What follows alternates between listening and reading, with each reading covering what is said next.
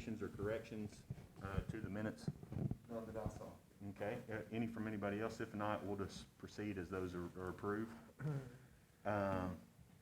Moving on to item 3A, our FY21 revenue report, Mr. Arnold. Sure, so this will be brief. We only have numbers for the month of July. We're Okay. actually expecting the August sales tax numbers today, but we don't have them yet. So, but we got off to a good start.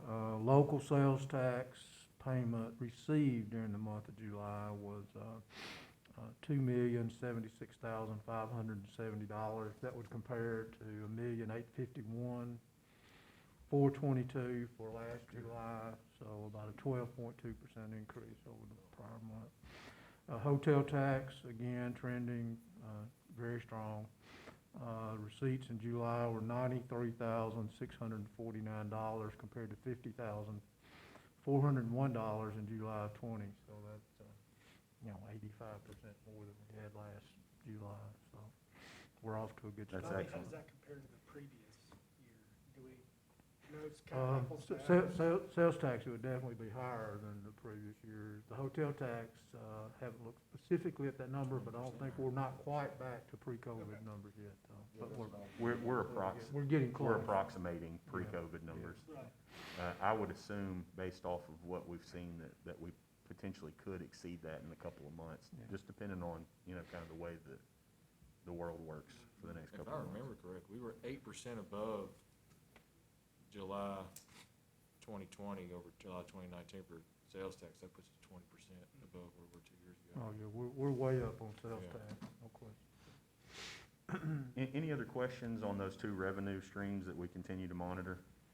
Now, it looks like we're ahead on our property taxes too, from Yeah, what Sonny had we said. are, because we look at that every week, and there was concern about that going into the FY21 year, but the good news is, property taxes, at least to date through COVID, do not seem to have been negative, property tax collections negatively impacted.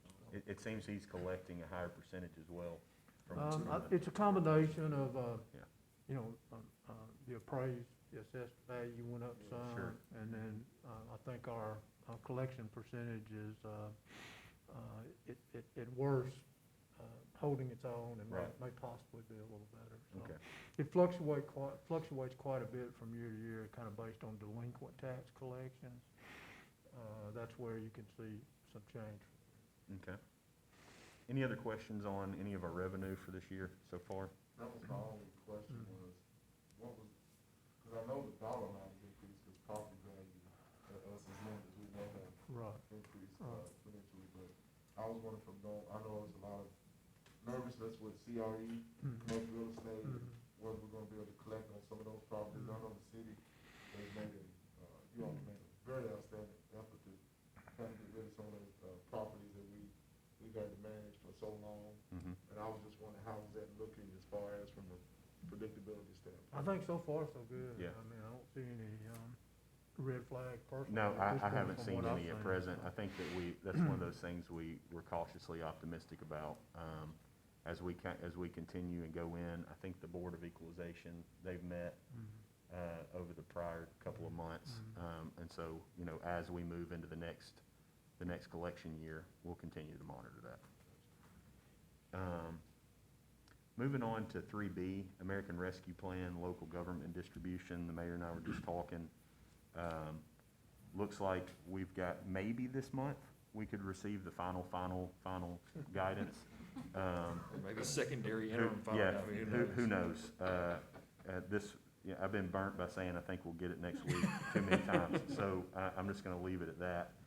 We do have a potential use that meets the interim final guidance that I think may come before the council in the next council meeting. That would be for the Financial Empowerment Center.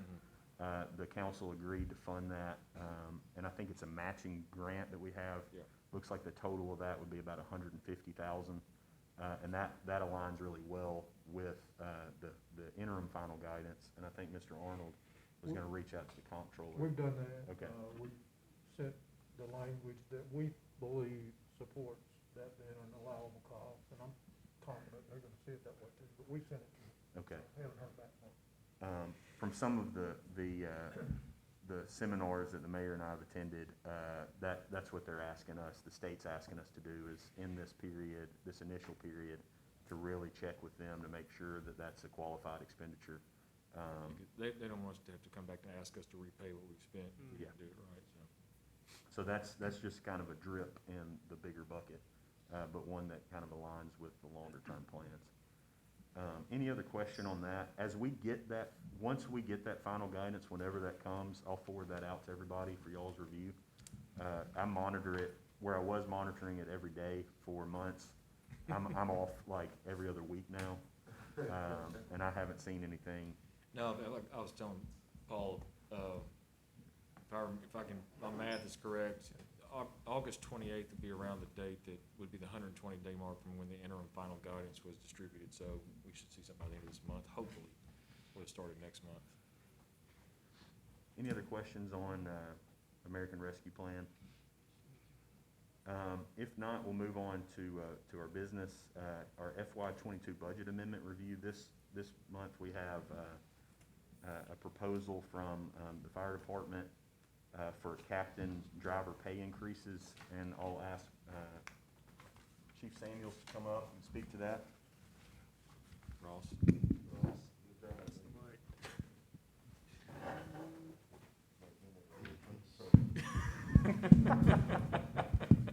Got a guy sitting on an amp with a bass guitar.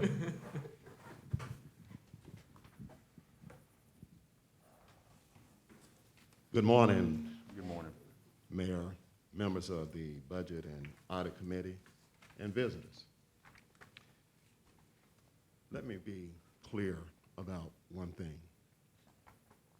With all due respect, the pay parity was not a mistake. I want all of you to consider this. If pay parity was not proposed and passed, we would not be here today. In essence, pay parity was a means to an end. Combining pay parity, which was, and I'll round it off, $341,000, with an elevated pay progression for captains and drivers, rounded off to $547,000. When you combine both of those, the total would have been roughly $888,000 in one combination. In the words of Ross Perot, it would have been dead in the water. And I know that. In approximately 2013, $300,000 was removed from the fire department budget. In the following year, $500,000 was removed from the fire department budget to aid in complying with the 2009 through 2029 ADA compliance for sidewalk renovation. In a meeting 3 weeks ago with 3 captains on an unrelated matter, I asked them to share their thoughts as it relates to pay parity and the pay progression. They talked about money removed from the budget for ADA, and more importantly, over the past 9 years, they have been promised pay raises. And they told me they will believe it when they receive it. As a footnote, they all said and agreed, we don't do this job to get rich. But don't promise us something and not deliver. We come to work because we love our job and we know we're making a difference. How many in this room, everybody, have worked one 24-hour shift? One 24-hour shift. When others run away from a dangerous situations, firefighters go forward, providing reliable, efficient, and effective all hazards response that is clearly seen throughout Jackson day by day, year by year. There are strict rules on overtime. This means crew members face having to work holidays, weekends, wife, children's birthdays, important events in the family life. These are just a few of the sacrifices, and there are many more. 24-hour periods can be emotionally and physically draining. Sleep deprivation. A firefighter might not be as sharp on his 22nd hour into his 24-hour shift as he was on his 5th hour into that 24-hour shift. But if we didn't have 24 hours, our fire department would be 200 to 300 people. I'm going to talk just briefly a little bit about what happens. Circe is Latin for around, and diem is Latin for day. There's a circadian rhythm that goes through a 24-hour shift. The body's internal clock is on and is off. I can speak from experience on this. In 1979, I was promoted to a tiller, driving the rear end of the ladder truck. Also in 1979, I was promoted to communications. So I worked communications for 13 years. I was a swing person. I worked the 2 a.m. to 8 a.m. shift for 13 years before Central Dispatch was built, and I moved to Central Dispatch. Right now, and my wife can tell you, I wake up every morning since 2013 at 1:30 or 2 o'clock every morning. And I applaud her for not making me sleep in another room. Because I wake up and I want to talk. Can't go back to sleep for at least an hour or so. So she has talked to me, counseled me, helped me remove knives from my back. So I appreciate that, Chief Samuels. She's also Chief Samuels. Some would say the chief. The chief. This circadian rhythm affects firefighters in different ways. Obesity, high blood pressure, cardiovascular disease, cancer-causing agents, mood swings, and I have plenty of them, mood swings, gastrointestinal problems, motor vehicle accidents when they're on duty, trouble controlling blood pressure, blood sugar levels, substance abuse, chronic fatigue, family problems, and divorce. Based on the information that I've given you today, I trust you will support my recommendations for a short-term solution to a long-term pay promise. I agree that this pay progression, once it's solved and we're on the same level field as our counterparts in public safety, that a public safety pay to establish an attractive recruitment and retention model should be given deliberate consideration and a well-tuned resolution. I will address the committee after the decision. Thank you, Chief. So what the chief spoke to is, if you recall, we had a pay parity that was included in the budget for this current fiscal year. And in that, it seems that there were a couple of positions that in that pay parity scale didn't align with their counterparts on the other side. And so this, what the chief has presented is his proposal for a short-term solution to this, especially as it involves captains and drivers. Those were the two major categories of employees within the fire department that were affected most by this. And so what was provided here, kind of in, correct me if I'm wrong here, Bobby, but what's here in black and white was what was presented by the fire department, and then Mr. Arnold's notes or the finance department's notes are in red there. And so I asked Mr. Arnold, and this will go along, before I lose track on this goes along with our next item too, so I'll kind of speak to that a little bit.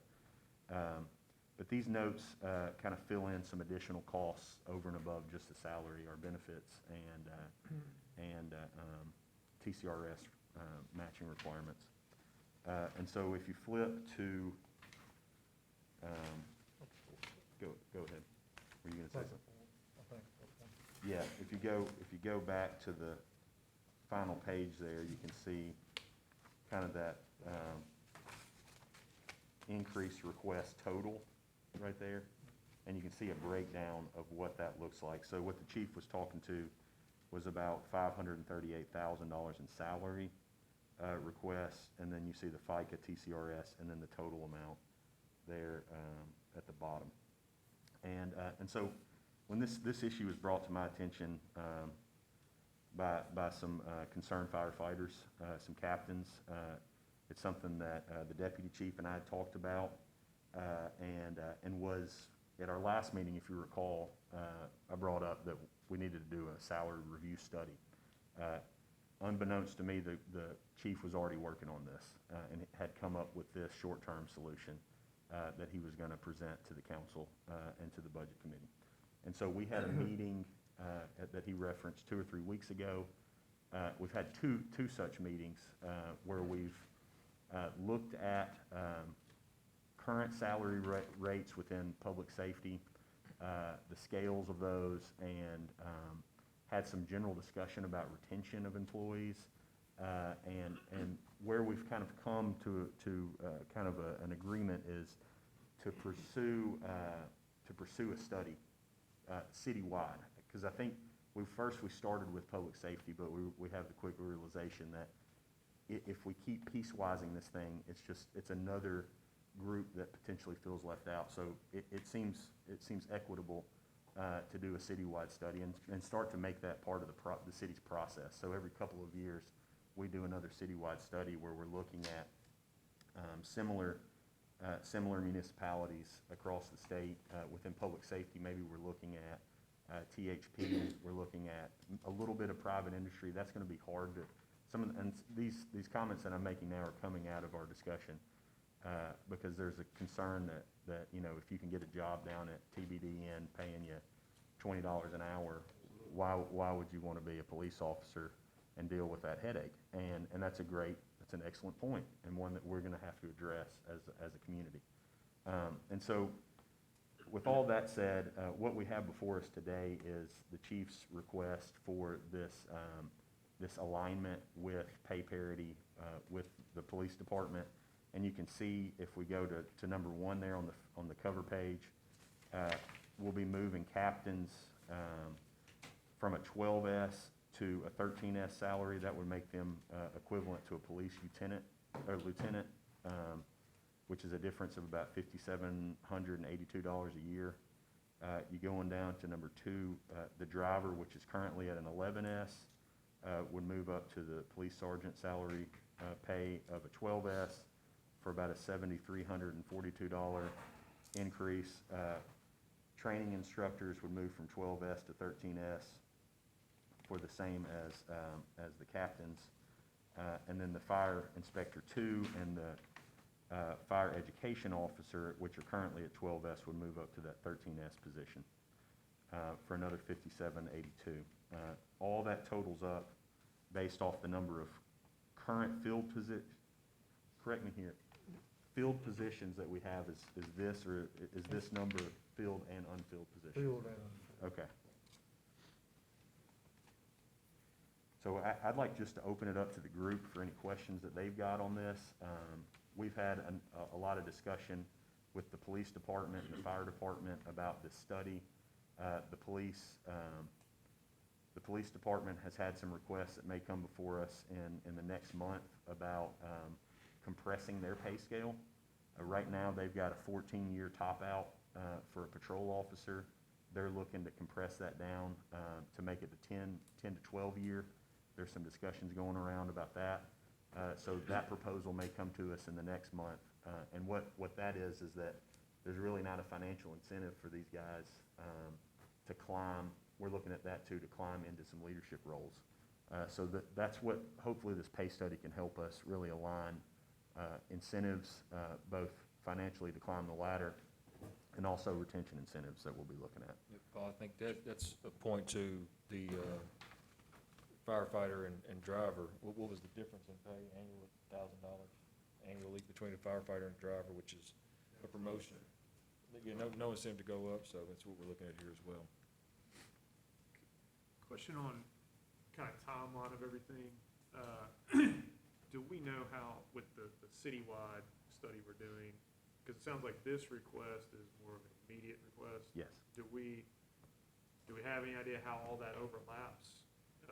Are we running these kind of two different Yeah. parallel requests, or will this overlap into You the wanna total answer that? city?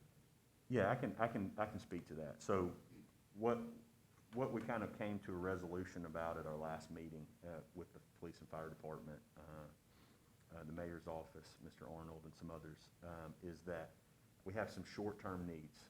Those short-term needs are these positions that we have in front of us right now.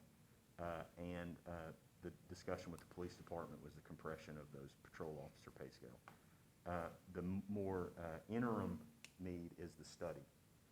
And then the long-term commitment, what the chief talked about, is that a lot of these guys have been promised things for a decade and they haven't seen it. And after you get told something so many times, you start to lose faith in that that's the thing's going to come. Sure.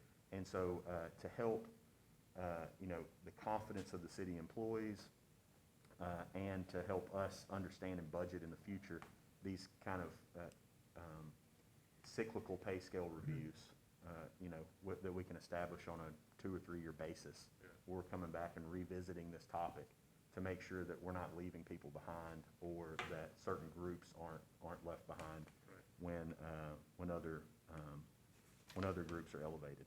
Well, I think to your question on the now and on the interim, hopefully we can get a study done or start to look at that we can have a recommendation by budget time. So we're looking at if there is an equalization of salaries in different departments outside of these in the police department, that we can have that ready and presented at the FY23 budget Yep. cycle. Yep. Yeah, that's what we That's discussed, that element, okay. Mhm. was to work over the next 7, 8 months. Well, actually be more like 6 months. We need to figure this out, to get that study performed. One of the ones that we looked at was out of Dothan, Alabama, which I think they did an excellent job of kind of going through, comparing regionally, not only in Alabama, but like North Florida, Georgia, and kind of looking at what other similar sized municipalities, not only the pay scales, but the staffing levels, Right, yeah. and kind of looking at that to make sure that we're adequately staffed in these areas that we need to. Would fire and police be included in that? Yes. Okay, gotcha. Mhm. So we're not excluding. No, It's this an is all- a short-term, what's being presented is a short-term resolution to an issue that was caused due to the pay parity. Yeah, okay. And I think the curiosity there for me is, I think it's obvious that over the years, there's compensation's been lacking, equipment we've seen with the trucks, but Mhm. I thought we want to, I think as best we can, try to address it and hit it going forward, but it sounds like we're in a position where we may have to deal with it piece by piece as opposed to. In the all very at short one term, we time. deal with it piece by piece, but then after we get done with this and the depression of the police department, then it's gonna be all-inclusive for every department. Go from, after we get this short-term fixed, then we can go all-inclusive and have it all together as we go forward. Yeah, I had similar reservations about, not looking at these compartmentalized, and that's what led to something at the issue at the police department, was kind of looking at it with blinders on. And so we really need to look at this holistically, and that would take place in this interim step, is looking through that holistically and making sure that we're covering all of our bases on that. I think it's a much needed process that we should have did years ago. Because I was talking to a fireman, it was embarrassing for him to say they only getting paid, what, $17 or something. But I think we want to make sure that, like when we're doing this study, that we let other department heads know, to even let their staff know that we'll be taking a look at this study, because I think we don't want to send out the wrong, look as, y'all doing it for the fire department and police, what about other departments? That's right. Because I think as you look in other cities and you got people saying, I can go and work $20 over here and don't deal with the stress, and we losing a lot of workers because of that. Just leaving. I know 2 police officers left because the stress, and like, I ain't gonna make $20 over here and have a normal life, then have to deal with some of the things they was dealing with, yeah.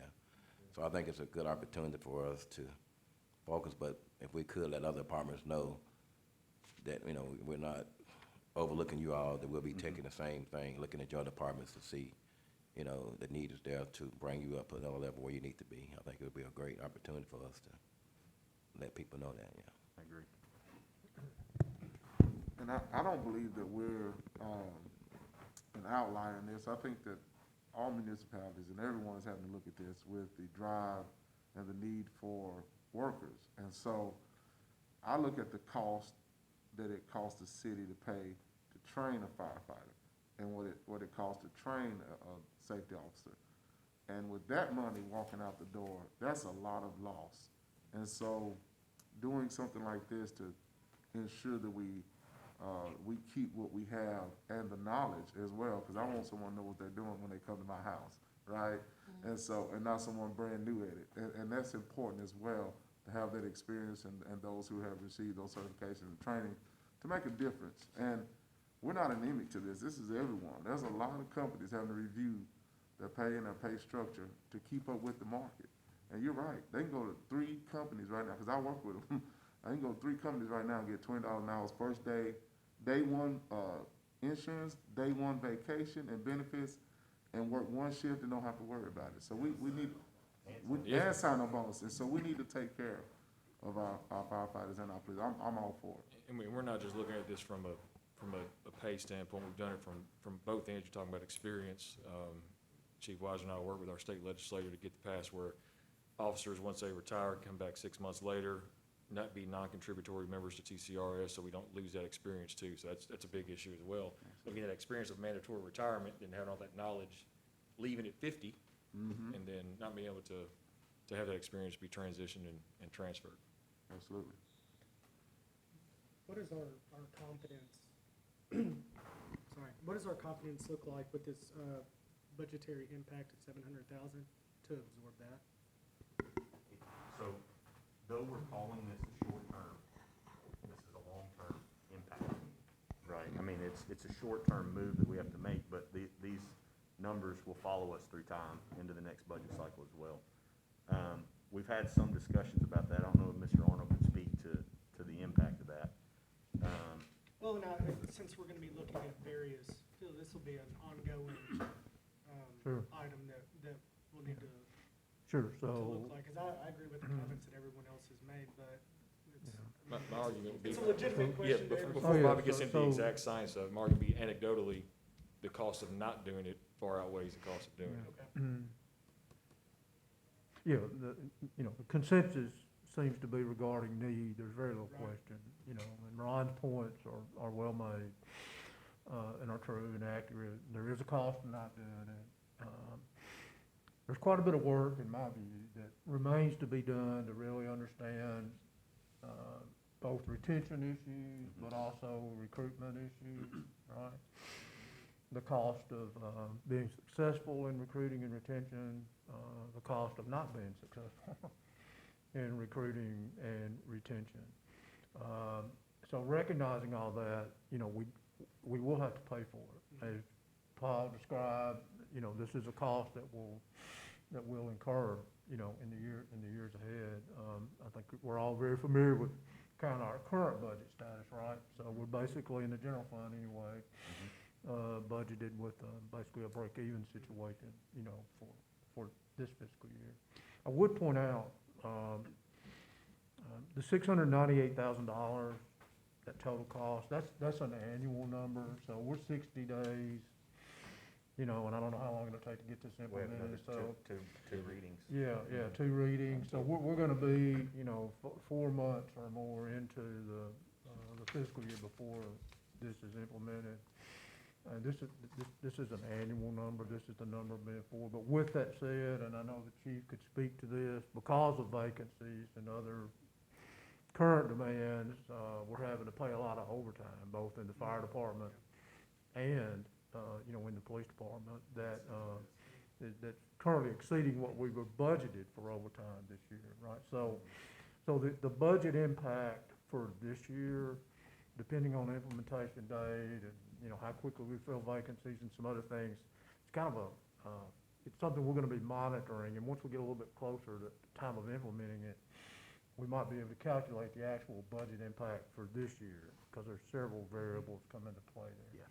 But there's no question moving forward, we'll have to fund Well, it. I would like to reiterate, I agree with every Yeah, comment that's been made. Chief Samuels, thank you for your leadership.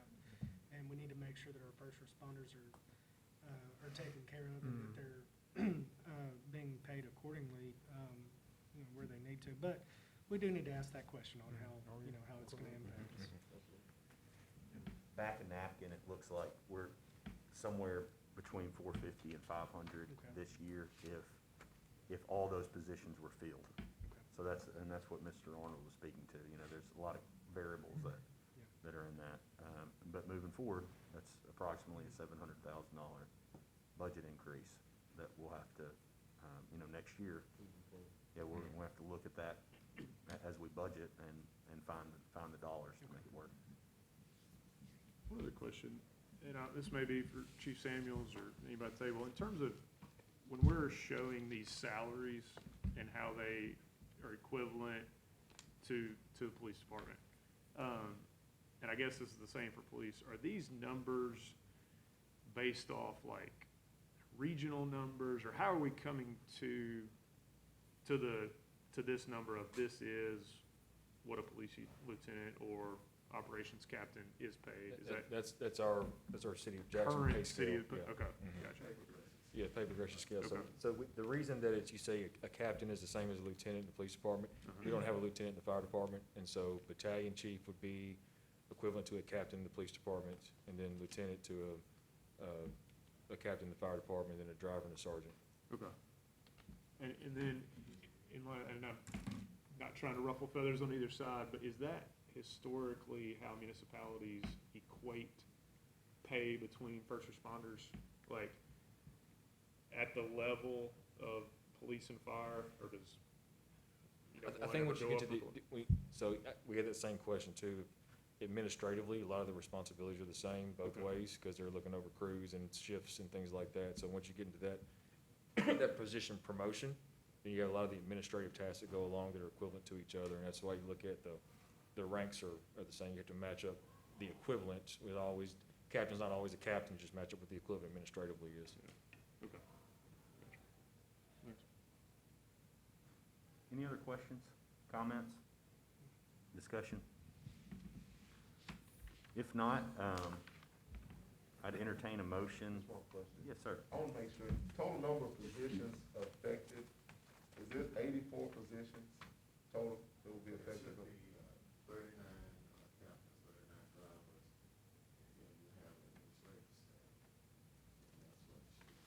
Gotcha, okay. So, yeah, it's about 8,000 people. Okay, I'm good. I just want to check the 84 lives in the city of Jackson. So we have a motion on the table to recommend this. Motion to recommend this to the city council. Second. We got a motion and a second. Any other discussion on this? All in favor? Any opposed? Motion carries unanimously. We'll move on. As I said, item B, we kind of discussed that already. That's something that, I would like to recommend too, right now. Let's go ahead and get that going. So I'd move that we recommend that we enter into a citywide compensation study. Recommend that to the city council that they engage in a citywide compensation study. That's my motion. I'll second. We got a motion and a second. Clarification, is Go ahead. that fire and police? No, Or this the would sit citywide. What we were talking about earlier, okay. Yes, Gotcha.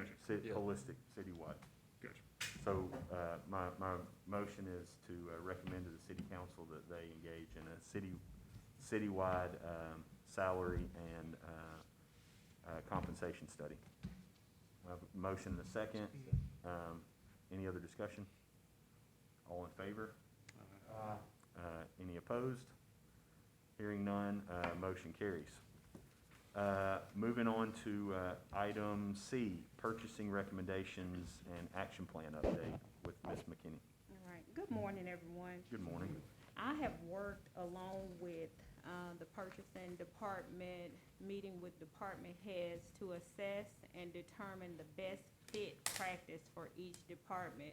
We understand that it's not going to be a cookie cutter program that fits all the departments, so we want to make sure that we find what's going to work best for the departments while maintaining efficiency. So we're working through that. We're trying to come up with a recommendation that will be solid. We don't want to roll out a plan that still have bumps and hurdles that we need to overcome. We want a smooth layout, so we'll continue to work through that process to find the best plan. Any questions for Ms. McKinney? Go ahead. I was just gonna ask, I know you're working diligently and it's difficult with the nuances. But who all are you getting buy-in from this purchasing process? Are you looking at some of your department heads who are currently making those purchases, or we're looking at outside people who have kind of moved into a program that's more efficient to what we're kind of looking at? I just was wondering. Well, currently, we're working internally with city department heads and actual purchasers of the department, the ones who actually make the purchases. So we haven't looked externally yet. We're just assessing the needs because we understand that we have 24-hour operations in some departments that make very few purchases. So we're just assessing our internal needs before we roll out a comprehensive program that covers everything. Gotcha. Any other questions for Ms. McKinney? Ms. McKinney, if you could, at our next meeting, provide us kind of an outline of your audit plan for this year Okay. on the different things you're gonna be tackling, if they're compliance issues, or if we're looking at anything that would fall into your realm, if you could kind of give us a broad overview of the things that you're working on. Absolutely. The next item we have is our annual report. What I have here is a draft of our annual report. The first page hasn't changed. I noted from the mayor, and Councilman Pretty called me last night about it. I'm going to add a section here to talk about any of the changes that's happened within this first year as far as the who's come onto the committee. I've left that out in this first section, but the first formation section is kind of a history of how we got here and the duties that we're responsible for. That hasn't changed from last year's, but as we move into areas of concentration, just to kind of highlight, last year was a busy year like it was the year before. Fraud, waste, and abuse reporting policy that we worked on with a subcommittee. The mayor's office helped with the development of that, and the city council reviewed that. Budget process and facilitation. We'll continue to work on tightening this process up with our budget calendar. I think there was some success in us moving some of those things earlier in the year, but we really need to continue to work on having the key stakeholders involved in those conversations and present at those meetings. Goals and objective planning. We had a recommendation, and the mayor helped coordinate MTAS to come in and help the mayor and council members at the beginning of the budget season, if you recall, kind of develop out some of their goals and objectives. And then those work sessions that I spoke about, instead of having those all lumped together in one marathon meeting, we broke those up earlier into the budget process.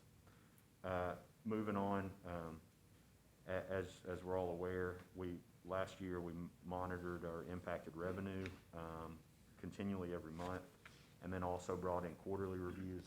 You'll see that, I guess depending, that may be the following month that we need to do our first quarterly review for this, since you're delayed on receiving some of that stuff. Be Well, October.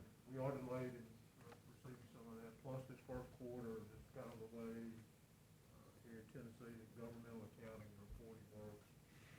We actually, on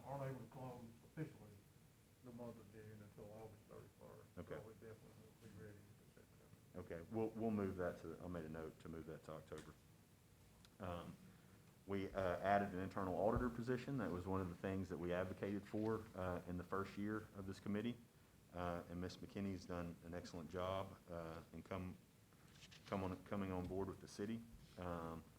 We've also had a number of significant budget amendment reviews and recommendations, most notably the fire apparatus lease purchase agreement, and then our review of the police vehicle, the police patrol cars, and our recommendation to move towards a capital outlay note.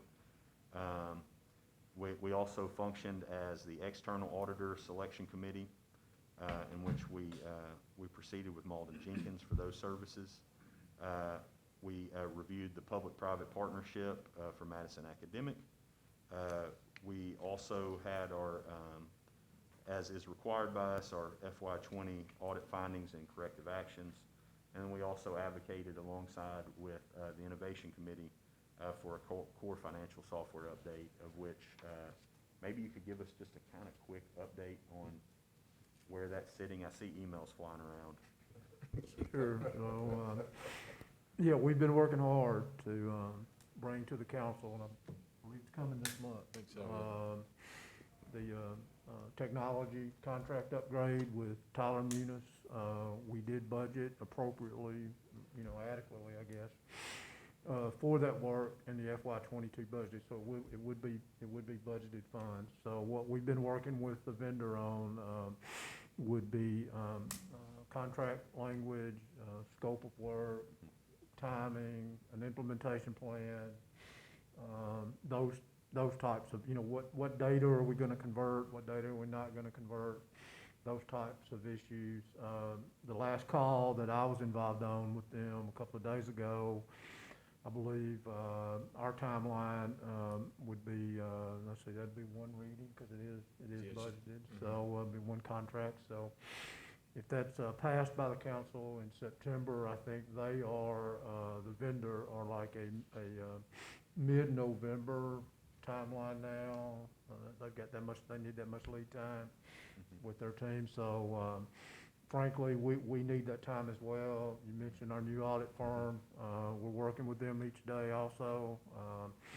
They will be on site for 2 weeks in October. Again, they've been on site already, and we've been doing a lot of stuff remotely, but they'll be here for 2 weeks in October. So we're going to need to get really through the month of October before internally we're primarily going to be ready. So you're probably looking at mid-November or December timeline to actually kick off the implementation of the new system, and depending on several variables, it's on the inside an 18-month process, kind of on the outside 2 years, 2.5 years to get through the whole thing. So kind of where we are.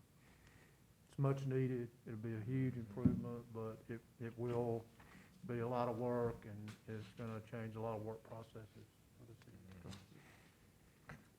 And then finally, our financial health monitoring. Y'all are all familiar with these metrics that we continue to track.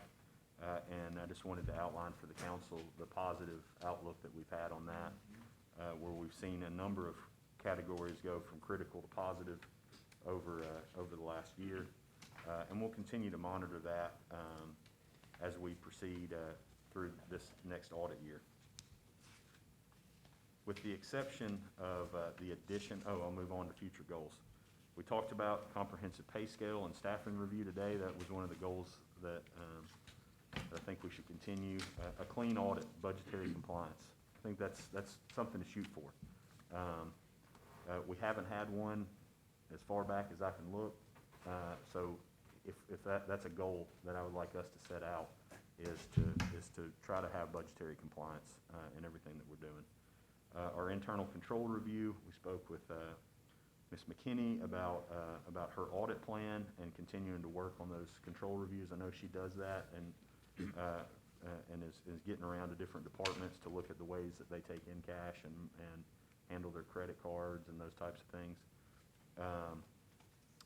Continued refinement of our 5-year capital plan. I think we should see something on that maybe as soon as this ARP stuff gets As out. soon as the ARP stuff Yeah. gets out. We've got a lot of departments that are very eager to get their capital for this year. Well, we will have, I mean, we have the capital plan, but it all, we'll hopefully have the money allotted for the capital plan, but it all comes back to the availability of the resources too. Yeah. I mean, you know, Can you get them? right, Right. That's what we're seeing with the police cars and, still. and the claw trucks. And the claw trucks and a couple of, are we getting the fire trucks? I will address that. Okay. Yes.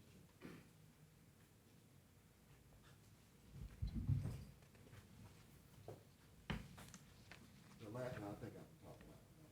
Sure. The last of the 3 lease purchase pumpers have been driven from Florida to Memphis to the emergency vehicle specialist garage.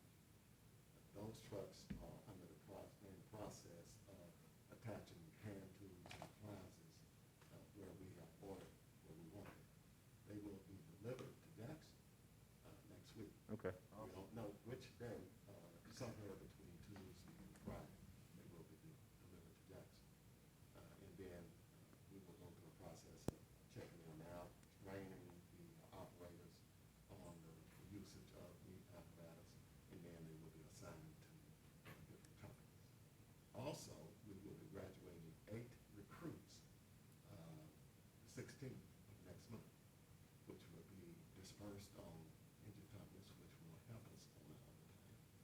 We are in the process of doing a physical agility test for 9 other recruits that will start a class within the next month or so. We're doing a physical agility test, and hopefully all 9 will be able to pass this physical agility test. We go from there to you left. Lost one with asthma. And we go from there to interview process along with background checks. So that will give us, we're about 16 personnel now. Over the last year, we've retired and some have resigned, about 20 people. We have one individual at the age mandate, get him this year, a driver. But overall, we're also looking at redoing our scheduling and staffing levels. We think outside of the box as much as we can to see how much we can reduce our salaries that way without compromising our response times and the response to the community. So that's what we're doing. Thank you, Chief. So we'll continue that's, Also, yes, sir. Let me apologize, my voice is cracking, I'm outnumbered by Chief Samuels and her Maltese Shih Tzu. They like the ceiling fan on, so it's about 3 o'clock.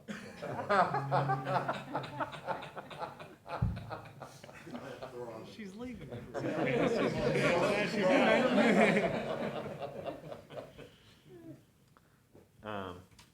A couple of other items that I think we should continue to keep our focus on is addressing those budget gaps. You know, luckily, we haven't seen any revenue shortfalls in the last year, and we've been blessed with continued revenue increases. But those are things we need to continue to strategize on as we move forward. And then the budget calendar, continued refinement of that process. I think where we were to where we've come a long way, but we've still got a long way to go, in my opinion. And so we'll continue to look at that. And then increase stakeholder, I talked about this earlier, increase stakeholder involvement in that process. And that's from the committee, the council, the mayor's office, continuing to improve that communication and that involvement in this process. With the, I'll add a little section in there about any change in the committee structure with Councilman Dodd coming on. With the exception of that, I'd ask for a motion to approve this for me to present at the next meeting. We got a motion, a second, any other discussion? If not, Chairman Taylor, I just commend you on, Ross, motion, second. just to commend you on all the hard work, not only in putting this together, but it's gone, and I know Bobby and everybody's had a role in it, but I think documents like this, tracking where we've been, where we're going, are huge for not only as council, but the community. So, thanks for doing that. I appreciate that, thank you. We got a, yes, sir. Yeah, before you close that, can we make sure we don't let that, committee we talked about, the great grant information about Yes, prosecutor position and trying to look at for our youth yes, so, collaboration. so the council recommended that, and so we'll need to assemble a committee outside of this, or we can, we can take that on. But we do, that's one of our recommendations, and the council recommended it as well, Joe, that he talked to him, and he was willing to be a part of that. Can you say what that was? I didn't hear. The GRIT grant, the educational component for the gang, for combating gang violence. Okay.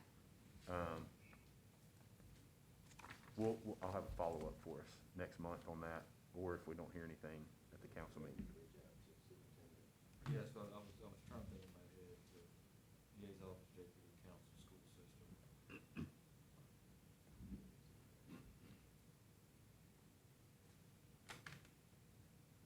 Thank you. So we got a motion and a second on this. All in favor? Any opposed? Motion passes. Any other business? Anything else that we need to talk about? Oh, trash for cash.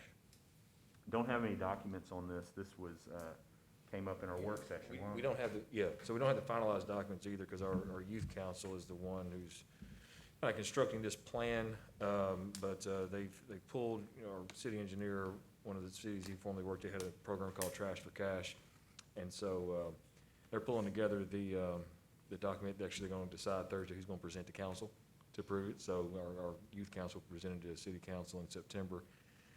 Basically what it is nonprofit, church group, whoever, some sort of civic group, fundraising opportunity that we have a complete guideline list of what they do. They clean a mile up of litter, $100 is what they get per mile. And so, from this standpoint, the budget committee and council need to approve a budget amendment from the solid waste fund that would fund the program. And so we'll run the program in-house with our engineering and Keep Jackson Beautiful, which is run from our groundskeeping department, on getting the volunteers, communicating with them, let them pick up the materials, will be here at City Hall with the engineering department.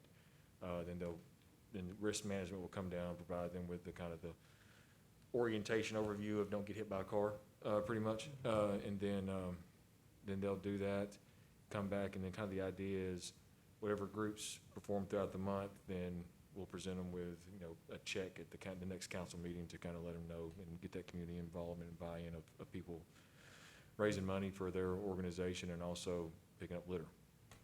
And this would be in addition to what city court is already Yes. doing? Is that, okay. Yeah. So it's not offsetting or replacing? No, so city court does it, and Department of Correction does it with their parole and probation as well. So you got two other groups doing it, but this will help us kind of, because they kind of do, they really, I know that Department of Corrections really does like main thoroughfares. They like to go bypass Highland, those areas like that. And so this will help us in some of those more residential areas where if a group says, I know this area's got litter, then we can really hit those areas as well too. Quick question. So just thinking through it, was the number 25? Is that? what That you was were- just off the top of my head Okay. recommendation, yeah. So potential, the mayor's recommending 25,000 for the reward component that would be divvied out based off the amount of street that you collected on. Do we need to budget for trash bags or collection equipment? Do we have that? We got a whole bunch of that donated. Okay. From city court, and we have a bunch in our Keep Jackson Beautiful So stock. we don't anticipate any need there. I mean, it would be, if we use that much, that'd be great, but, yeah. Okay. And we have the grabbers and everything, and they'll have to, so yeah, part of that process is the grabbers, the vests, everything that we provide, they have to turn that back in and get signed back in before we will award them any of the, Okay. of the money. So they're not taking grabbers and vests home with them. So this comes out of solid waste fund, which right now we're operating with a surplus Mhm. there, so we don't anticipate any budgetary issues there. Any questions about this? And I'll get that, once we get that finalized on Thursday, then I'll send that kind of proposal and packet out to everybody. Okay. I'd move to recommend $25,000 pot of potential reward for the trash for cash program. Do I have a second? Second. All in favor, or any other discussion? All in favor, aye? Aye. Any opposed? Motion passes unanimously. Any other, is there another? Yeah, I failed to bring this too, because I've been sidetracked with other things, and I haven't talked with Bobby about this, I'm gonna surprise him as well. I apologize.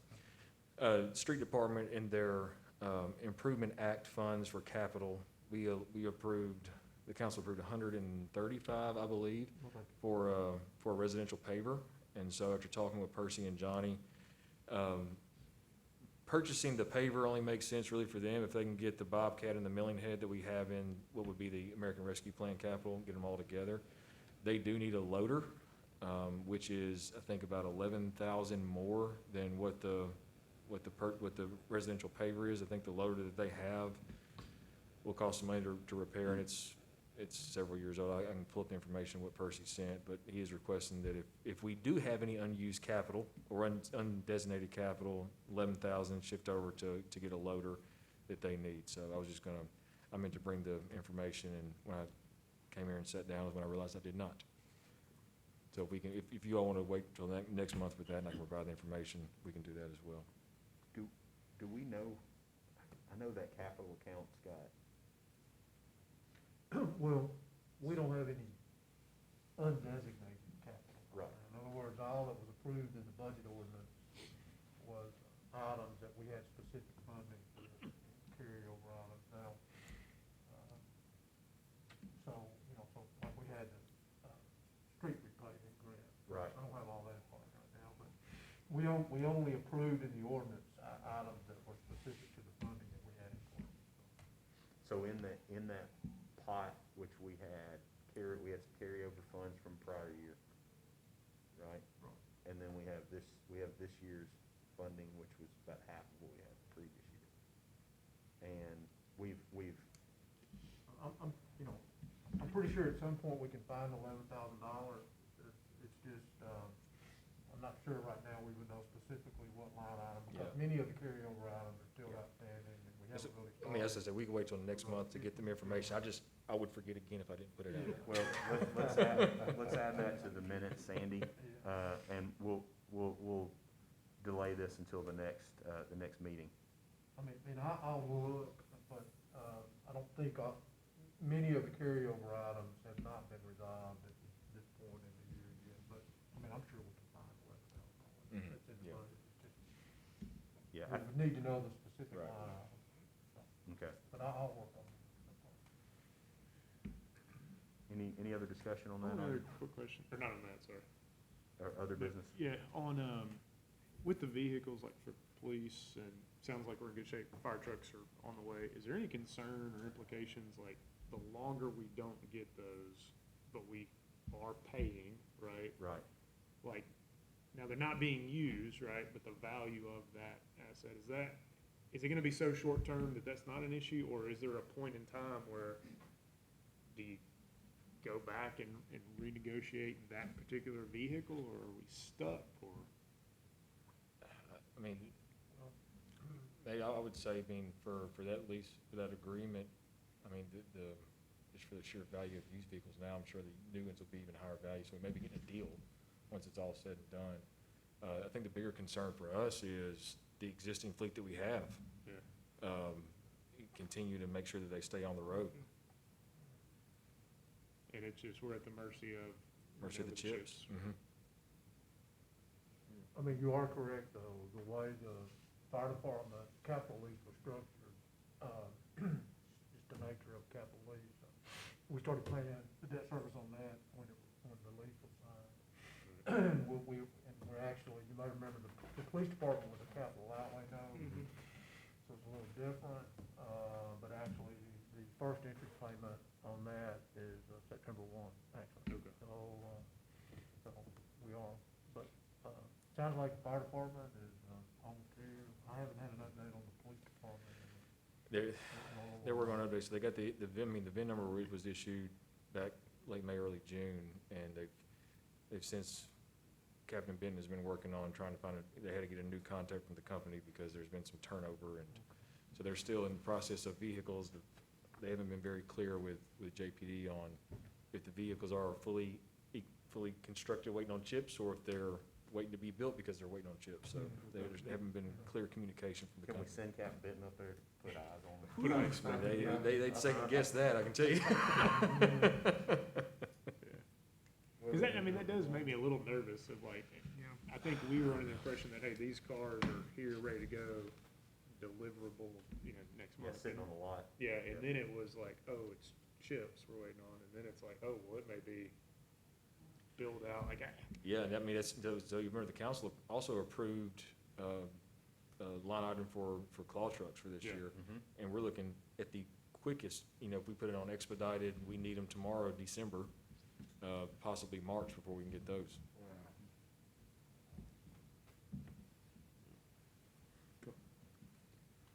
Any other discussion on, or new business that we need to, something to put on the agenda for next month? If not, I appreciate everybody's time, and we'll go ahead and be adjourned. Thank you. Thank you, guys. I wonder if there's anything in the agreement